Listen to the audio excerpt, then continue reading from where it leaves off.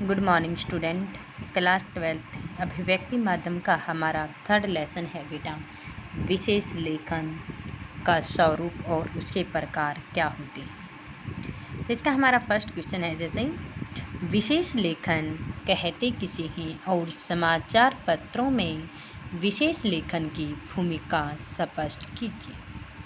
तो सबसे पहले हमें बताना कि विशेष लेखन क्या होता है कि किसी सामान्य विषय जो हमारा होता है उस विषय से हटकर किसी विषय पर कोई हम निबंध लेख आदि लिखते हैं उसे ही हम विशेष लेखन कहते हैं। किसी सामान्य विषय से हटकर किसी अन्य विषय पर लेखन लिखना उसकी प्रक्रिया करने को ही हम विशेष लेखन कहते हैं। समाचार पत्रों में विशेष लेखन की भूमिका क्या है कि कृषि व्यापार संबंधित, स्वास्थ्य से संबंधित, खेल, मनोरंजक, प्रौद्योगिक, कानून आदि ये सब कुछ हमारे किस में आते हैं, विशेष लेखन के अंतर्गत ही आते हैं। क्योंकि वो हमारे जो स्वास्थ्य के संबंधित होता है, मनोरंजन होता है, कानून वगैरह आदि होता है। अगर इन विषय पर हम कोई भी विशेष लेखन लिखते हैं, विशेष लिखते हैं, निबंध लिखते हैं, तो क्या होता है हमारे जैसे हिंदी, सामाजिक विशेष आदि जो होते हैं इनसे हटकर तो उसे ही हम विशेष लेखन के अंतर्गत भी मानते हैं। हमारे समाचार पत्र, पत्रिकाएं आदि विषयों पर कोई भी लेख जब हम लिखते हैं वो भी हमारे किसके अंतर्गत आते हैं, वो भी हमारे विशेष लेखन के अंतर्गत ही आती हैं। समाचार पत्रों में विशेष लेखन के लिए एक निश्चित बॉक्स होता है और विशेष लेखन विषय से संबंधित विशेषज्ञों द्वारा आदि भी लिखे जाते हैं, वे हमारे विशेष लेखन की प्रक्रिया मानी जाती है। अगला हमारा बिट रिपोर्टिंग और विशेषीकृत रिपोर्टिंग में अंतर क्या होता है। बिट रिपोर्टिंग तो क्या होती है, ये हमारे संवाददाता के क्षेत्र विशेष से संबंधित रिपोर्ट लिखी जाती है।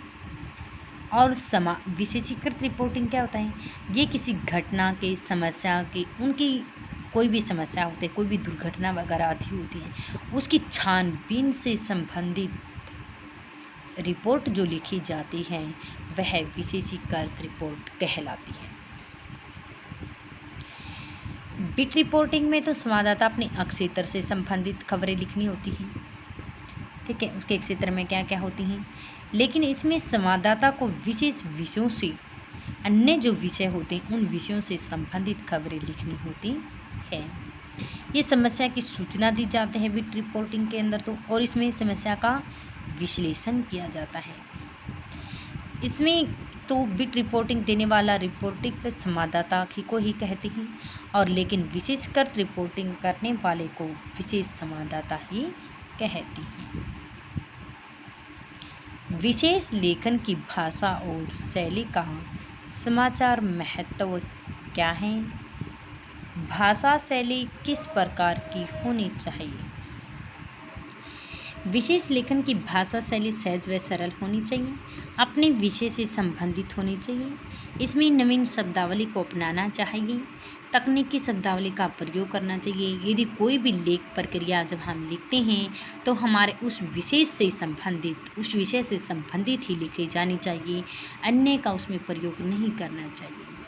हम कोई भी निबंध होते हैं, पत्रकार होते हैं, लेखन होते हैं, कैसे लिखते हैं, सारा का सारा विषय टॉपिक हमारा उसी के ऊपर आधारित होना चाहिए, अन्य पर नहीं। उनकी भाषा शैली सहज व सरल भी होनी चाहिए, उसमें मुहावरे, लोकोक्तियों का प्रयोग भी करना चाहिए, छोटे छोटे वाक्यों का प्रयोग करना चाहिए, वो हमारी विशेष शैली के अंतर्गत आता है। अगला था कि समाचार पत्रों में कारोबार और व्यापार का क्या महत्व होता है, कि समाचार पत्रों में कारोबार और व्यापार से जुड़ी खबरें प्रकाशित की जाती हैं। समाचार पत्रों के अंदर कोई भी हमारी सोना, चांदी, तांबा, सब्जी, गेहूँ, अनाज वगैरह जो आदि के अनाज के अंदर जैसे गेहूँ है, बाजरा है, जो आदि जो चीज़ें आती हैं उन सभी का मोल का पता, उसके भाव का पता चलता है हमें कि अब पता चलता है जैसे धान वगैरह की खेती के भी किस समय में धान का भाव क्या होता है, बाजरे का क्या होता है, गेहूं का क्या होता है, सरसों का क्या होता है, उसके उन सभी के भाव के बारे में भी हमें किस में पता चला, वो समाचार पत्रों के माध्यम से ही पता चलता है। समाचार जब हम पढ़ते हैं, पत्र पत्रिकाएँ पढ़ते हैं तो उसमें लिखी आती हैं, रोज़ की खबरों के अंदर लिखा जाता है कि आज का सोने का भाव कितना बढ़ चुका है। शेयर बाजार में ऐसे किस प्रकार उतार चढ़ाव का भी पता चलता है कि कब ज़्यादा हो गए हैं, कब कब हो गए हैं। वो उतार चढ़ाव का पता भी हमें किससे चलता है, वो भी हमारा समाचार पत्रों के माध्यम से ही चलता है। व्यापार का पता नहीं, इनके द्वारा कारोबार, व्यापार, आयात निर्यात की जानकारी भी हमें प्राप्त होती है। कहाँ पे कौन सी चीज़ अच्छी मिलती है, क्या होता है, वो जानकारी भी हमें मिल सकती है इनके द्वारा। इसके द्वारा भारतीय और विदेशी मुद्रा के मूल्यों का भी हमें पता चलता है कि इस समय यहाँ का भाव क्या आता है और विदेश में क्या होता है, उसके मूल्य का भी पता चलता है। इसमें हमारे कारोबार तथा विषय आदि जो होते हैं, व्यापार जो होते हैं, उनसे संबंधित घटनाएं भी लिखी जाती हैं। किसमें, वो भी किसके माध्यम से हमें पता चलता है, समाचार पत्रों के माध्यम से पता चलता है। ठीक है, कोई भी बीमारी वगैरह होती हैं, कोई भी वैज्ञानिक वगैरह होता है, कोई भी तरह तरह की तकनीकी वगैरह होती है, बारिश तूफान वगैरह, कोई भी घटनाएं वगैरह अगर घटती हैं, वो भी हमें किससे पता चलती हैं, वो भी समाचार पत्रों के माध्यम से ही पता चलती हैं। तो इनके व्यापार के बारे में भी और आदि खबरों के बारे में भी, उतार चढ़ाव, निर्यात आदि का महत्व हमें किससे पता चलता है, ये सारा महत्व हमें समाचार पत्रों के माध्यम से ही पता चलता है। समाचार पत्रों में खेल की क्या भूमिका है, कि समाचार पत्रों में खेलों पर विशेष लेखन, विशेषांक आदि से परिचित निबंध लिखे जाते हैं। हमारे समाचार पत्रों के हमें खेलों को भी बढ़ावा दिया जाता है इसके माध्यम से, कि कोई भी कहीं पर विदेश वगैरह में आदि में खेल होते हैं, कौन जीता है, कैसा रहा, कितना इनाम वगैरह आदि दिखाया जाता है, वो भी हमें समाचार पत्रों के माध्यम से ही पता चलता है। उसको बढ़ावा भी मिलता है इसे देख कर के। इसके माध्यम से खेलों के प्रति खिलाड़ियों की रुचि भी पैदा करता है।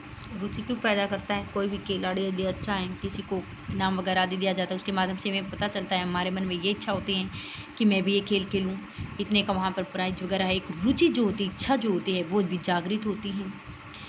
इनमें अनेक खेलों से संबंधित खेल विशेषज्ञों की राय भी प्रकाशित होती है कि अब इसको क्या खेलना चाहिए, कहाँ पे खेलना चाहिए। वे कहते हैं कि आदि खेलों से संबंधित जो राय, जानकारी जो प्राप्त करनी होती है, वो भी हमें समाचार पत्रों के माध्यम से पता चलती हैं। इसमें हमें कमियों का भी पता चलता है। इसके द्वारा देश विदेश में आयोजित होने वाली जो प्रतियोगिताएं होती हैं, उनकी जानकारी का महत्व भी हमें समाचार पत्रों के माध्यम से ही मिलता है। इनके द्वारा हम हॉकी, क्रिकेट, फुटबॉल, कबड्डी आदि खेलों से संबंधित जानकारियाँ जो होती हैं, बारीकियों से अगर जानकारी प्राप्त करनी होती है। यदि हमें किसी को नहीं पता कबड्डी में कितने खिलाड़ी होते हैं, फुटबॉल में, क्रिकेट में, और उसको कैसे खेला जाता है, किस में खेला जाता है, कौन सा कोच अच्छा है, कहाँ पे अच्छी लिए जाते हैं, कौन सी प्रतियोगिता हुई है, हर तरह की जो जानकारी होती है वो हमारे इन समाचार पत्रों के माध्यम से हमें पता चलती है। समाचार पत्रों में लेखन का क्या क्षेत्र है, कि समाचार पत्रों में लेखन के बहुत सारे क्षेत्र भी माने जाते हैं, अनेक क्षेत्र प्रकाशित हुए हैं, कि इसमें हमारे व्यापार, खेल, वैज्ञानिक, प्रौद्योगिक वगैरह होती हैं, स्वास्थ्य से संबंधित फिल्में होती हैं, मनोरंजन होता है, सामाजिक मुद्दे होते हैं, कानून होते हैं, आदि की रिपोर्टिंग को पिट रिपोर्टिंग तथा सभी क्षेत्रों के अंतर्गत भी आते हैं। इसमें अलग अलग जो विशेषज्ञ होते हैं, उनकी जानकारी के बारे में भी हमें पता चलता है।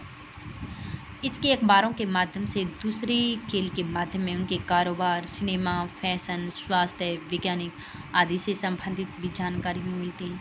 हमें उनके रहन सहन, खान पान, विशेष लेखन आदि पर अधिक महत्व भी दिया जाता है। किसके माध्यम से, वो सब कुछ हमारे समाचार पत्रों के माध्यम से ही प्रकाशित होता है। इनमें पर्यावरण से संबंधित उनकी जीवन शैली, उनके रहन सहन जैसे विषयों में जिन दिनों विशेष लेखन के कारण अधिक महत्व है, उनकी शिक्षा, विदेश नीति, राष्ट्रीय सुरक्षा, विदेश क्षेत्र, विशेषकर रिपोर्टिंग आदि के बारे में ज्ञान प्राप्त जो होता है, वो भी हमारा किसके माध्यम से पता चलता है, वो भी हमारा विशेष रिपोर्टिंग यानी कि समाचार पत्रों के माध्यम से लेखन प्रक्रिया का महत्व ही प्राप्त होता है। एक आता है हमारा विशेष लेखन भी लिखना जाता है, कि आते हैं कि जैसे कटते जंगल पर एक विषय लिखी, हमारे 5-6 नंबर में क्वेश्चन भी आ सकते हैं कि एक समय था जब धरती का बहुत बड़ा भाग घने जंगलों से भरा हुआ था। तब उन पर पक्षी क्या कर रही थी, चहचहा रही थी। कि एक समय ऐसा भी था, पड़ते जंगलों के बारे में बताया गया कि पहले क्या था, एक समय ऐसा भी था जहाँ पर यानी कि हमारा पूरा भरा जंगलों से भरा था। वहाँ पर पक्षी लहराते थे, पेड़ों पर झूला झूलते थे, आदि मानव की शरण में रहता था। उस समय वह उन जंगलों से ही अपना भोजन प्राप्त करता था। और अब जब मनुष्य स्वयं को सभ्य समझने लगा है, अब मनुष्य स्वयं को सभ्य समझने लगा तो उसने क्या किया, उसने उन जंगलों को इतनी तेजी से काट डाला कि धरती का हरा भरा भाग नंगा हो गया। पहले मनुष्यों को तन ढकने के लिए, खान खाने के लिए जंगलों से ही सब कुछ मिलता था। लेकिन आज मनुष्य क्या होता है, इवन पेड़ पौधे वगैरह के आदि में कोई ज़रूरत नहीं होती है, तो उसमें वो धरती से क्या करता है, हरा भरा नंगा वगैरह आदि समझने लगता है। वह रेगिस्तान में बदल गया है। दुनिया का सबसे बड़ा सहारा रेगिस्तान कभी जंगलों से भरा पूरा हुआ करता था, लेकिन आज वो क्या और क्या निकल चुके हैं, पेड़ों को काट दिया गया है। इस संसार में सबसे बड़ा स्वार्थी किसको माना जाता है, इसमें इंसान को ही माना जाता है। वह किसी को उजाड़ कर स्वयं सुख पाना चाहता है।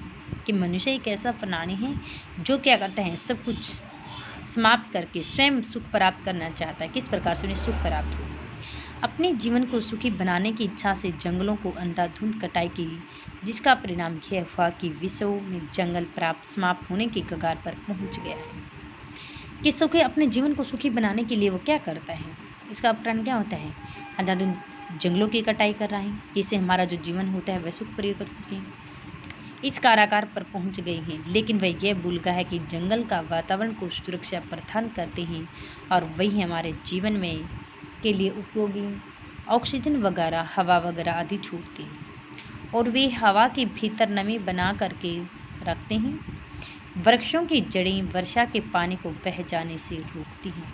बाढ़ पर नियंत्रण होता है। जड़ी बूटियाँ का उपयोग सामग्री जंगलों से ही प्राप्त होती थी। पहले कोई भी ऋषि मुनि वगैरह आदि होते हैं, ठीक है, पहले कोई हमारे अंग्रेजी औषधियाँ वगैरह का प्रयोग नहीं किया जाता था। जड़ी बूटियों के माध्यम से ही, यानी कि जिसको हम देसी इलाज बोलते हैं, वो हमारी जड़ी बूटियों के माध्यम से ही प्रयोग होता था। इन पेड़ पौधे वृक्षों से ही होता था। लेकिन आज वो चीज़ें हमें मिलती नहीं। क्यों? क्योंकि सभी लोग जड़ी बूटियों आदि का प्रयोग कहाँ करेंगे, जंगलों में को तो काट ही दिया गया है, वो कहाँ पैदा होंगी। यह मिट्टी की उपजाऊ शक्ति को बनाए रखते हैं और जब से इंसान ने इन जंगलों को काटना प्रारंभ किया है तो वातावरण में हमारा क्या प्रदूषण भी बढ़ता जाएगा। जब जंगलों को काट दिया जाएगा तो वातावरण के अंदर क्या होगा, प्रदूषण तो बढ़ेगा ही।